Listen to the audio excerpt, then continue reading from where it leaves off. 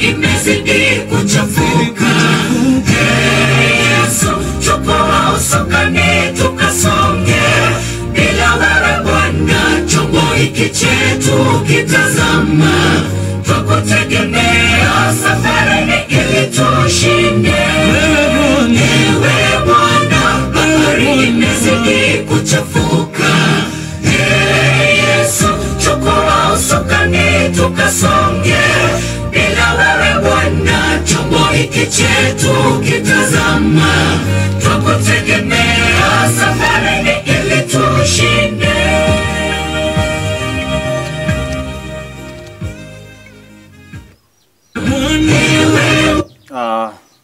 Kwa kweli bila Bwana wetu Mungu, chombo chetu kitaweza kuanguka. Kwa hivyo nakukaribisha tena na tena, na leo ningependa nizungumzie mambo ambayo yanaitwa Christian reforms.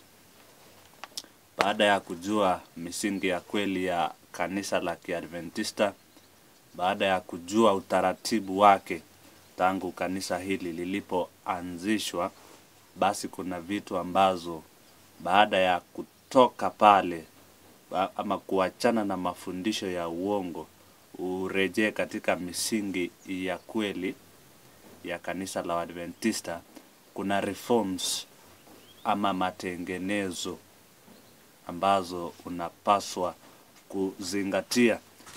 Na kuna mambo mengi tu ambayo nitaweza kuyazungumzia, na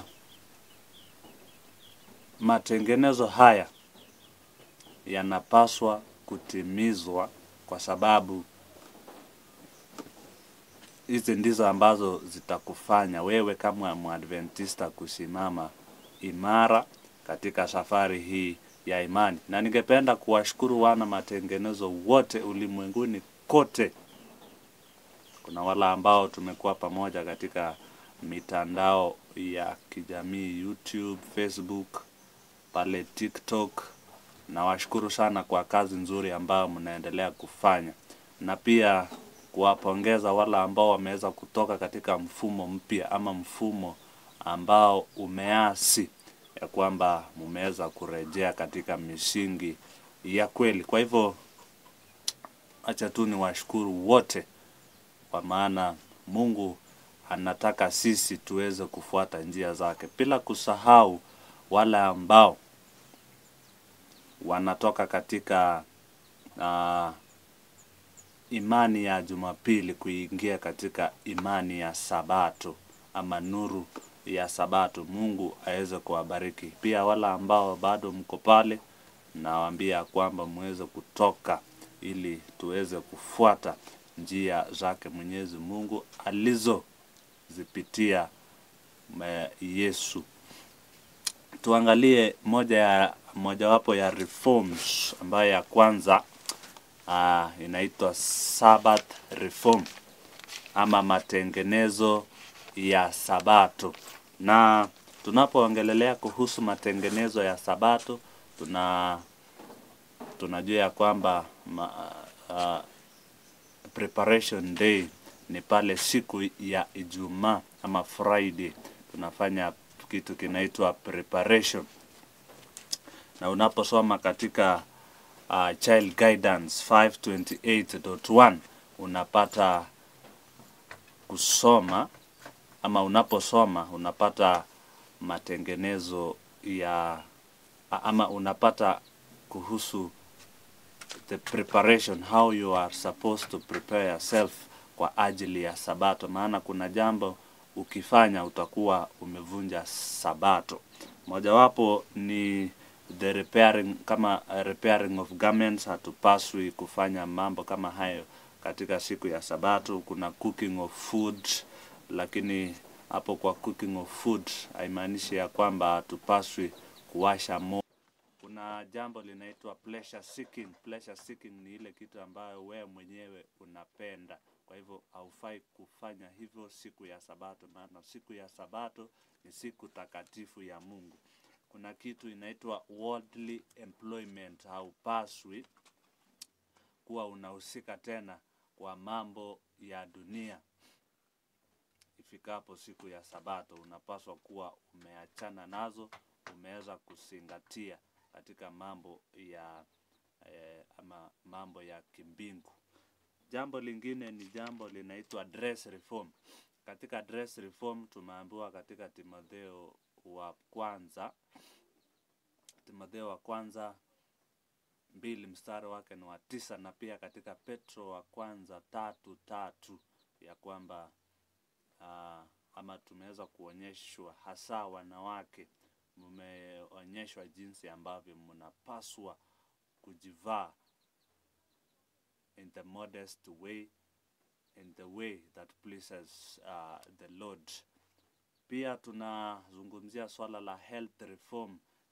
Tunapaswa kuzingatia sisi ambao tumeweza kupata matengenezo haya ya kwamba tunafaa kuzingatia mambo na afya ili tuweze kuwa na afya nzuri katika miili yetu. Kwa hivyo kuna chakula ambazo hatupaswi kuvitumia, maana ni hatari sana katika mambo ya kiafya.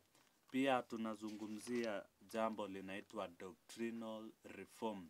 Tunafaa kuzingatia ama kuzingatia zile misingi ambazo tuliweza kupewa na Mungu mwenyewe kupitia kwa manabii. Kwa hivyo hatupaswi kufuata doctrines ambazo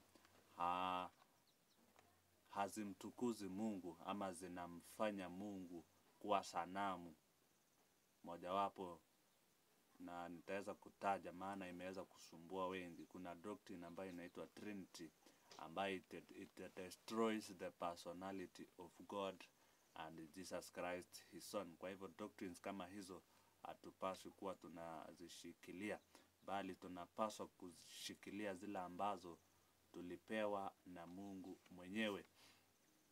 Jambo la mwisho ni jambo linaitwa reform ambayo inaitwa music reform. Maana katika maisha yetu ya Kikristo tunapaswa kuwa tunasikiza zile nyimbo ambazo zinamtukuza Mwenyezi Mungu. Maana sasa hivi watu wengi wameweza kujihusisha na nyimbo ambazo zinamsifu shetani.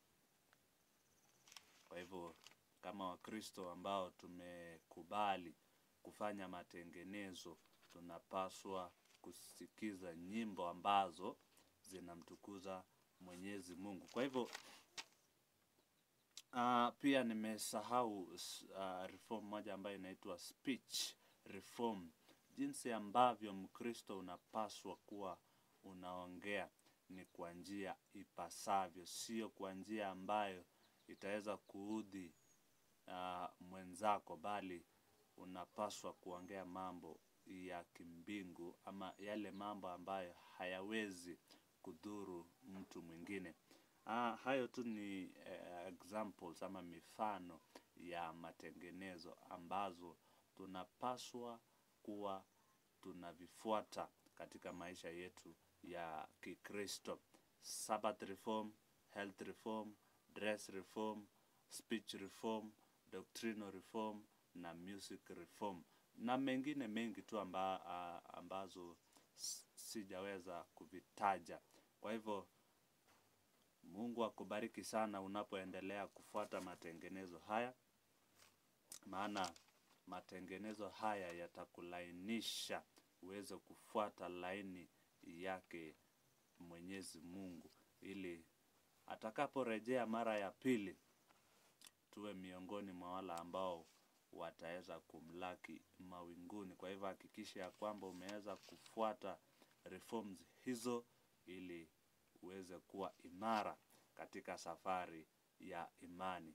Na tutakapofuata reforms hizo, Mungu atatukuzwa na tutakuwa tumeinua jina lake hapa duniani hadi siku ile ambapo Yesu Kristo atashuka pale mawinguni.